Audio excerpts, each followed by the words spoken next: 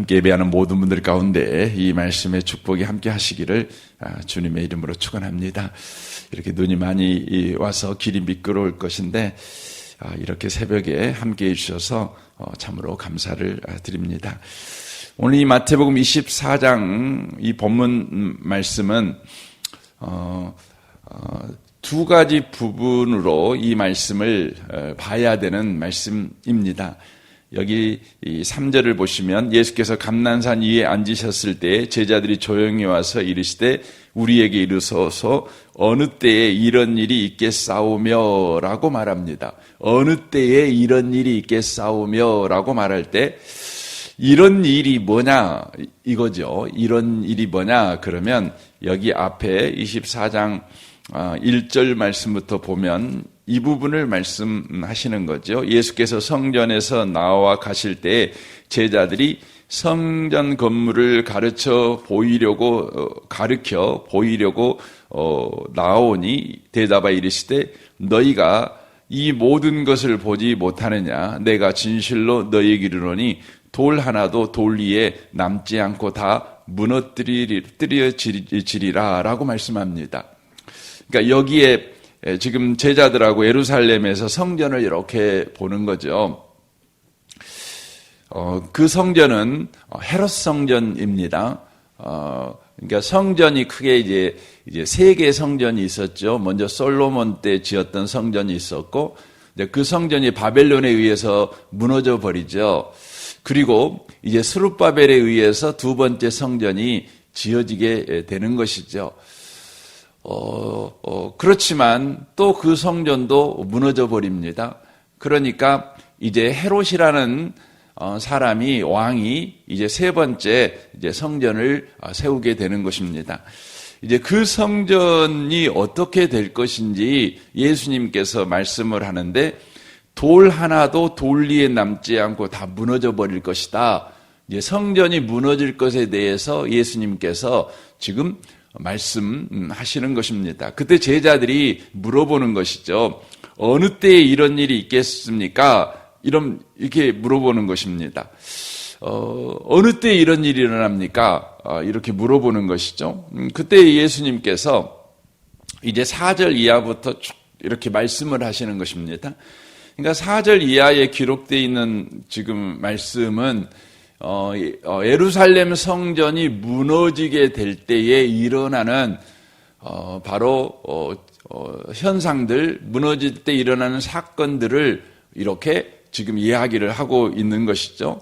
그러니까 이걸 역사적으로 보면 예수님께서 십자가에 못 박혀 죽으신 때가 이제 AD 29년에서 AD 30년 이 사이에 십자가에 못 박여 죽으셨다고 봅니다. 왜 그러냐면, 왜 그게 명확하지 않냐면 예수님께서 태어난 해에 대한 바로 시기가 학자들마다 약간 다르기 때문에 그렇습니다. 그래서 어떤 분들은 AD 4년에 태어났다. 그렇게 되면 33년 이 땅에 사셨으니까 29년에 이제 십자가에 못 박히게 되는 것이죠. 근데 어떤 분은 AD 3년에 태어났다. 이렇게 말씀하시는 분도 계셔요. 그러면 예수님께서 30년에 바로 십자가에 못 박히시게 되는 것이죠. 어쨌든 정확한 것은 이 예루살렘 성전이 언제 무너지냐면 AD 70년에 무너집니다. 그러니까 70년에 무너지기 전까지 어떤 일이 일어날 것인지에 대해서 제자들이 물어볼 때 예수님께서 이런 일이 일어날 것이다 라고 말씀을 하고 계시는 것이죠. 실제 역사적으로 지금 4절부터 지금 기록되어 있는 12절까지 기록되어 있는 내용이 다 일어납니다. 그러니까 약 30년 사이에 40년이죠. AD 30년부터 AD 70년 사이에 지금 예수님이 증언하는 일이 막 일어나는 것입니다. 지진이 일어나고 기근이 일어나고 전쟁이 일어나고 또 교회 안에서는 바로 서로 미워하고 서로를 고발해서 감옥에 갇히게 만들고 또 죽게 만들고 이런 일이 벌어지는 것이죠. 또 교회 안에 또 거짓 선지자들이 일어나게 되고 또 수많은 내가 그리스도이다 이렇게 말하는 일들이 바로 일어나게 되는 것이죠. 그리고는 AD 70년에 노마의 디토라고 하기도 하고 티투라고 하기도 하는데 이 장군이 예루살렘을 무너뜨려버려 다 불질러버리고 다 무너뜨려버립니다. 근데 돌 위에 돌 하나도 남지 않게 된 것이 어떻게 됐냐면 예루살렘 이 성전이 이제 금도금으로 이렇게 돼 있는 거예요. 그러니까 불에 의해서 이제 이 금도금이 다 이제 흘러내리지 않겠습니까? 흘러내리면 이제 로마 군인들이 이 돌까지 다 이렇게 뒤집어 가지고 이 금이 녹아서 이제 금도금이 녹아서 이제 금덩어리가 모아져 있는 거죠. 이제 그걸 찾아내는 것입니다. 그래서 예수님께서 말씀하신 이 예언이 하나도 틀리지 않고 다 이제 성취되어지는 것입니다. 그래서 직접적으로는 지금 예수님의 이 말씀은 예루살렘 성전이 AD 70년에 멸망하게 되는 그 시점에 그때까지 일어날 이야기를 지금 언급하고 있는 것입니다. 하지만 이것은 그때의 이야기만을 언급하고 있는 것이 아닙니다. 또 보시면 3절에 보시면 어느 때 이런 일이 있겠사오며 또 주의 임하심과 세상 끝날에는 무슨 징조가 있사오리까 이렇게 질문을 하는 거죠. 두 가지를 질문하고 있는 거죠. 예루살렘 성전이 무너진다고 예수님이 말씀하셨는데 무너질 때 어떤 일이 일어납니까? 이렇게 물어본 것이고 또 예수님께서 다시 재림하시게 된다고 하셨는데 그때에는 무슨 일이 일어납니까? 라고 말씀을 하실 때에 예수님께서 지금 이야기를 하고 있는 것이죠. 그러니까 이 이야기는 실제 역사 속에서 일어난 사건을 예언하고 그 사건이 그대로 이루어지는 것이죠. 근데 그 사건과 같은 일이 예수님이 재림하는 그날까지 계속해서 반복해서 일어난다는 것을 이야기를 지금 하고 있는 것입니다. 그러니까 예수님이 재림하는 날까지, 그러니까 이때를 우리는 신학적으로 그렇게 보는 거죠. 예수님께서 이제 승천하시고 40일 후에 이 땅에 성령을 내려보내 주시게 됩니다. 그날이 언제입니까? 예수님이 십자가에 죽은 날로부터 계산을 하면 50일째가 되는 날이에요. 그런데 예수님이 승천하실 때를 기준으로 보면 40일째 이제 그 10일 후에 일어나는 것이죠. 그러니까 전체적으로 보면 이제 50일째 예수님이 십자가에 죽으신 이후 50일째 예수님께서 승천하신 이후 10일째에 바로 성령이 내리게 되는 거죠. 이날이 오순절 날이라고 하지 않습니까? 성령이 강림하셔서 이 땅에 뭐가 세워지냐면 교회가 세워지죠. 그러므로 교회 시대가 이제 열리게 되는 것이죠. 교회 시대를 다른 표현으로 말하면 바로 성령 시대다. 이렇게 말씀을 드릴 수도 있습니다. 지금도 바로 성령 시대이죠. 교회 시대입니다. 그런데 예수님이 이제 올라가시고 성령이 내려오시고 이제 예수님이 재림하는 그 기간이 몇십 년이 될는지 몇백 년이 될는지 몇천 년이 될는지 이건 우리가 알 수가 없어요. 하지만 그 기간 동안 예수님이 재림하는 기간 동안에 바로 예루살렘 성전이 그 무너질 때에 일어났던 일이 역사 속에서 계속 일어난다는 거예요.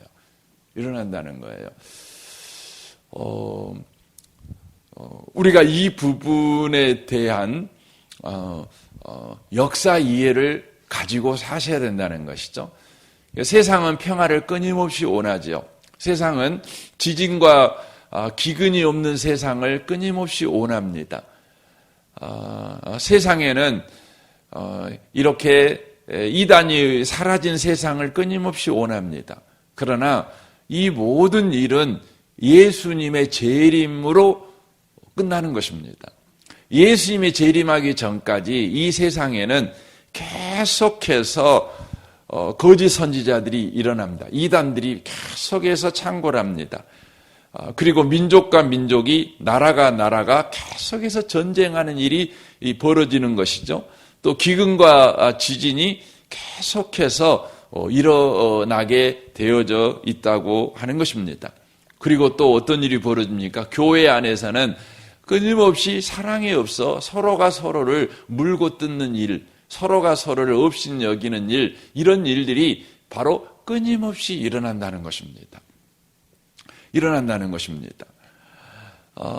이것의 끝이 어디냐? 바로 예수님의 재림이라는 것이에요. 근데 성경은 로마서에서 8장에서 이 부분을 어떻게 표현하냐면 이렇게 로마서 8장에서는 표현을 하는 것을 보게 되어집니다. 로마서 8장입니다. 제가 8장을 읽어드릴게요. 19절 말씀, 18절 말씀부터, 8장 18절 말씀부터 보면 이렇게 돼 있어요. 생각하건대 현재의 고난은 장차 우리에게 나타날 영광과 비교할 수 없도다. 피조물이 고대하는 바는 하나님의 아들이 나타나는 것이니 피조물이 허무한데 굴복하는 것은 자기 뜻이 아니요 오직 굴복하게 하시는 이로 말미암으니라. 그 바라는 것은 피조물도 썩어짐의 종 노릇에서 해방되어 하나님의 자녀들의 영광의 자유에 이르는 것이니라. 피조물이 다 이제까지 함께 탄식하며 함께 고통을 겪는 것을 우리가 아나니, 이렇게 이야기합니다. 여기에 보면 이제 피조물이 탄식한다, 함께 고통을 겪는다, 이렇게 표현을 써요.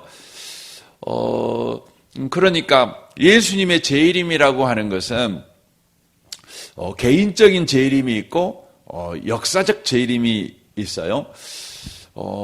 그러니까 우리 시대마다 시대에 또 개인적으로 이런 일들이 계속해서 일어나는 궁극적인 목적이 뭐냐면 바로 하나님의 아들이 나타나기를 바로 고대하게 하기 위해서. 그러니까 개인적으로 끊임없이 인생의 문제를 만나요. 예수 만나기 전까지. 하나님이 택한 백성들의 삶에는요, 끊임없이 인생에 막 지진 같은 삶이 일어나고, 기근 같은 삶이 일어나고, 전쟁 같은 삶이 일어나고, 끊임없이 나를 유혹하는 자들이 나타나고, 또 실망하고 상처받고 막 이런 일들이 계속 일어나는 것입니다. 그때 우리 마음 가운데 계속해서 뭘 소원하게 되냐면 어디 나를 구원할 자 없으십니까? 이걸 소원하게 돼요. 이것이 개인적으로 임하는 예수님의 오심이죠. 예수님의 오심이죠. 이것은 개인적으로 보면 예수님의 재림이라고 봐도 되는 거죠. 왜냐하면 예수님은 이미 2000년 전에 이 땅에 오셨고, 그리고 그 오신 주님이, 부활하신 주님이 성령으로 나를 찾아오는 사건이잖아요. 그러니까 여러분과 제가 예수 믿은 사건은 개인적으로 재림 사건이라고 봐도 똑같습니다. 그 재림 사건이 오기 위해서 그런 일이 일어난 것이죠. 그런데 역사적으로 보면, 이제 이 지구적 역사로 보면 이 지구촌에 수없는 일이 계속해서 이렇게 일어납니다. 그러니까 예수 믿은 저와 여러분은 뭘 기도하게 되죠? 아멘 주 예수여 오시옵소서. 아멘 주 예수여 오시옵소서. 노력해도 안 되고 애써도 안 돼요. 이 땅의 전쟁을 끝마쳐 버리려고, 안 한 전쟁 없는 세상을 만들어 보려고 얼마나 사람들이 노력한지 몰라요. 그렇잖아요. 나라와 나라들이 노력을 얼마나 합니까? 예를 얼마나 씁니까? 여러분이 잘 아는 것 같이 이스라엘하고 사우디아라비아하고 국교를 맺으려고 준비를 했어요. 미국이 중재해가지고. 그러면 이 아랍권에서 최고의 맹주가 두 나라가 있어요. 이란하고 사우디아라비아가 있어요. 사우디아라비아는 수니파라고 그래요. 수니파의 수장인 나라입니다. 그리고 거기에 메카라는 또 메디아나라는 그 이슬람의 두 성지가 있어요. 그리고 시아파의 맹주가 이란이죠, 이란. 그런데 만약에 이스라엘이 이 사우디아라비아하고 국교가 맺어지게 되면 여러분 그 이 중동 지역에 평화가 이루어지는 놀라운 일이 일어납니다. 그런데 그 일을 방해하기 위해서 무슨 일이 일어났어요? 최근에 팔레스타인의 하마스라는 이 정권이 바로 이스라엘을 공격을 했죠. 그래가지고 지금 이스라엘과 하마스 전쟁이 지금 일어나고 있는 거예요. 일어나가지고 사우디아라비아하고 이스라엘하고 맺으려고 했던 국교 정상화가 지금 물 건너가 버리게 생겼어요. 지금 또 막 전쟁의 기운이 막 퍼지잖아요. 곧 평화가 이루어질 것 같은데 안 이루어져요. 안 이루어지는 거예요. 여러분 정말 놀라운 일이 뭐냐면 전 세계가 이제 무역으로 이제 서로 경제로 서로 주고받는 수출하고 수입하고 그래서 서로 의존적인 세상이 됐다고요. 그래서 그 세상에 평화가 이루어질 것 같았어요. 미국하고 중국하고 얼마나 서로 관계가 좋았어요. 뭐 서로 막 관계가 좋은 거예요. 막 우리나라도 중국한테 수출이 엄청 하고. 근데요, 지금은 어때요? 완전히 깨져가지고 곧 전쟁할 것 같아요. 여러분, 이런 반복되는 일이 언제까지 계속되냐면 예수님의 재림 때까지 계속돼요. 어저께인가요? 어저께다도 중국의 신장 이구르라는 곳이 있어요. 그곳에서 7일 넘는 지진이 일어났어요. 또 사람이 죽겠죠. 최근에도 일본에서 지진이 일어났죠. 많은 사람이 죽었죠. 이런 일이 계속해서 겪습니다. 한쪽에서는 배 터져 죽지만 한쪽에서는 여전히 지금 굶어 죽어요. 굶어 죽는 일이 계속해서 반복돼요. 왜 이런 일이 반복되냐면 바로 예수님이 오셔야만 되니까. 그래서 사람들은 저와 여러분이 신앙을 반듯하게 갖고 있다면 누구나 다 예수님의 재림을 사모합니다. 예수님 오셔야만 되는 거니까. 되는 거니까. 근데 예수님의 재림을 저와 여러분이 기다리는 삶을 살아야지요.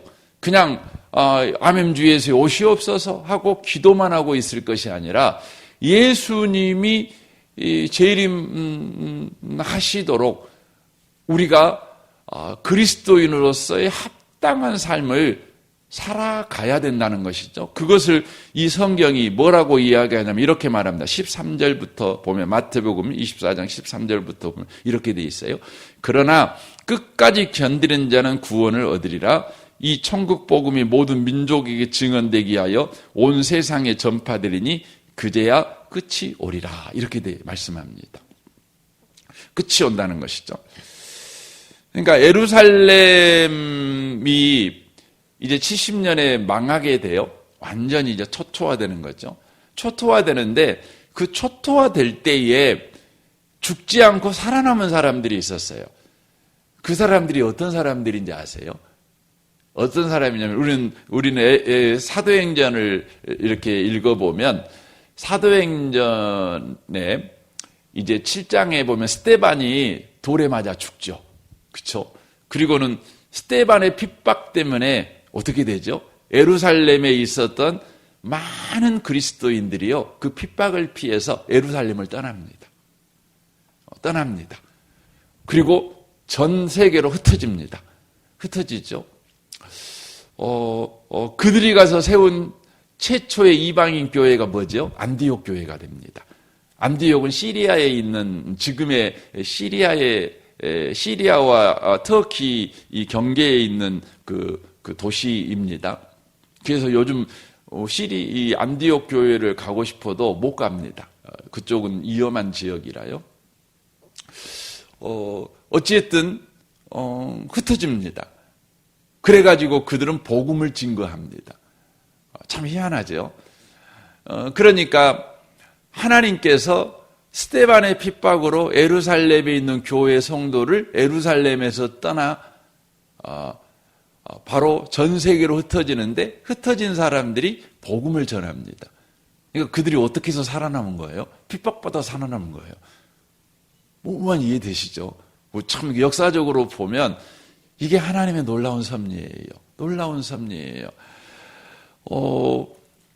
하나님은 자기 백성을 보호하기 위해서 그렇게 핍박이라는 방식을 사용하셔서 그들을 복음 전하는 자로 이렇게 만들어내고 있는 것을 보게 되죠.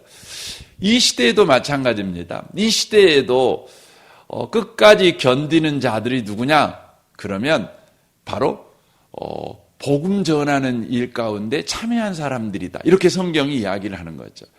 그런데 여기 성경에 보면 14절에 이 천국 복음이 모든 민족에게 증언되기 위하여 온 세상에 전파되리니 그제야 끝이 오리라 라고 말씀하십니다. 이 당시에는 예루살렘을 떠났어야 했어요. 지금 이 첫 번째에 지금 그 예루살렘 성전이 무너지는 애언에 관해서 말씀을 드리면 그렇습니다. 근데 이 시대에는 어떻습니까? 저와 여러분이 바로 모든 민족에게 복음이 증거되면 그제야 끝이 온다고 하는 주의 말씀을 우리가 기억하고 모든 민족에게 복음을 속히 증거하는 일에 참여하게 될 때 예수님의 재림이 당겨지게 된다는 것이죠. 이걸 지금 이야기하는 것입니다. 이게 참 신비로운 것이죠. 이번 한 주간 동안 우리가 이런 그 역사 이해를 우리가 좀 배울 필요가 있습니다. 그러므로 그리스도인들이 어떻게 이 마지막 세대, 이 환난 많고 근심 많고 염려 많고 문제 많은 세상에서 그리스도인이 그리스도인답게 여전히 살아낼 수 있는가? 이 부분을 우리가 또 한 주 동안 배웠으면 좋겠습니다. 오늘 하루를 여러분 살아갈 때에도요, 꼭 기억하시면 좋겠습니다. 우리 주님 오십니다. 우리 주님 다시 오십니다. 이것을 여러분 기억하시고 주님이 오실 길을 예비하는 그런 하루를 살아내는 복 있는 성도들이 다 되시기를 주님의 이름으로 축원합니다. 아멘. 우리 같이 기도하겠습니다. 오늘 말씀을 우리 생각하며 이 아침에 주님 주의 은혜를 부으십시오. 주의 은혜가 오늘 또 우리를 승리케 할 줄로 믿습니다. 특별히 예수님의 재림, 그것은 분명하오니 예수님의 재림을 늘 예비하는 그런 신앙생활을 해가는 우리가 되게 해 주옵소서. 여러분의 가정과 직장과 또 성도들을 위해서 우리 아동부를 위해서 기도해 주십시오. 섬기는 윤덕진 전사님과 아동부 한 명 한 명을 위해 여러분 기도해 주십시오. 우리 용복마을 장로님과 순장 순원들을 위해서 기도해 주십시오. 우리 중고등부 겨울 캠프가 이번 주 목요일부터 있습니다.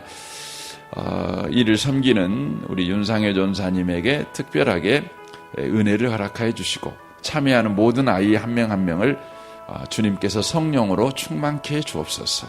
기도해 주십시오. 이 나라와 이 민족과 북한과 열방을 위해 선교사님들을 위해 또 여러 교회들을 위해서 또 기도해 주십시오. 눈이 많이 왔습니다. 또 오고 있습니다. 또 출근해야 되는 많은 분들이 어려움을 겪게 될 건데 주님 사고 없도록 특별히 지켜주시고 생명을 지켜주시고 특별히 우리 성도들 여전히 성령 충만하여 오늘 하루에 일어나는 모든 일들을 믿음으로 잘 반응하는 그런 우리 성도들 되게 해 주십시오. 이렇게 사업하시는 분들, 직장생활 하시는 분들 모두 하나님의 은혜 속에 오늘 하루를 살아내게 해주십시오. 여러분 기도해 주시면 좋겠습니다. 우리 좋으신 주님께 우리 통성으로 구하겠습니다. 기도하겠습니다. 오 하나님